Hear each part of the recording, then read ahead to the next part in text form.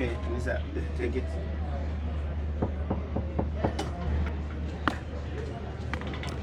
Welcome to day 2 of the G20 Summit held here in Nasrec, Johannesburg. Day 1 yesterday marked a historic event where we saw the G20 Summit being held for the first time on African soil, where leaders arrived against the backdrop of rising global tensions, economic uncertainty, and a call for a new and more inclusive world order.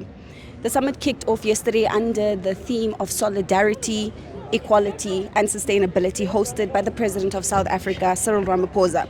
In a departure from tradition, a full leaders declaration was seen where 122 points were adopted right at the beginning of the opening summit.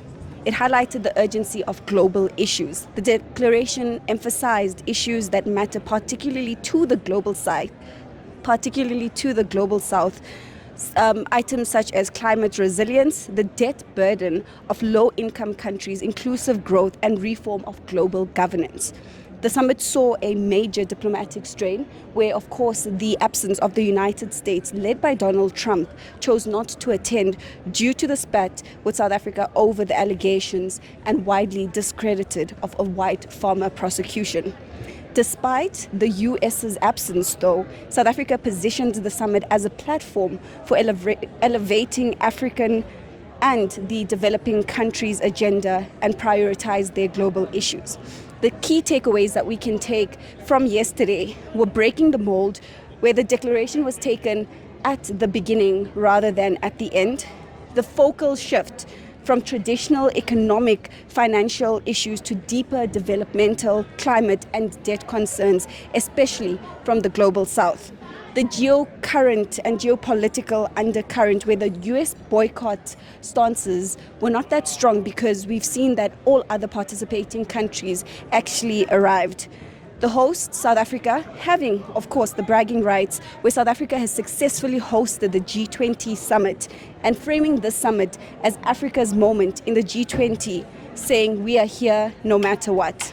The major themes of day 1 yesterday was climate and just energy transition, where we saw for a push of a more sustainable development financing.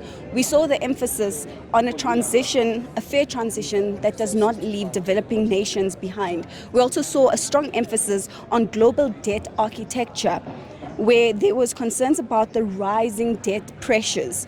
Global reform on global governance. Well, we saw a dialogue on rebalancing the power within institutions like the United Nations, the IMF, the World Bank, and Africa Union's enhanced participation highlighted Africa's moment on the world stage.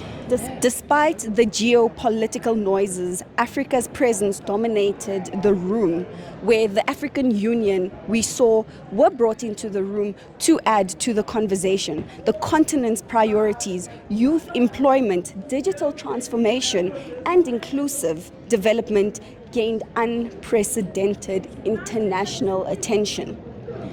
The tone of the closing of day 1. As day 1 wrapped, the message was clear. The world is in transition. Power is shifting. Priorities are changing. And the global south is refusing to remain on the sidelines. Johannesburg set the tone. And all eyes are now on day 2, where we understand that the world leaders will be converging once again to speak about the future of the G20, speaking about critical minerals, decent work, and artificial intelligence.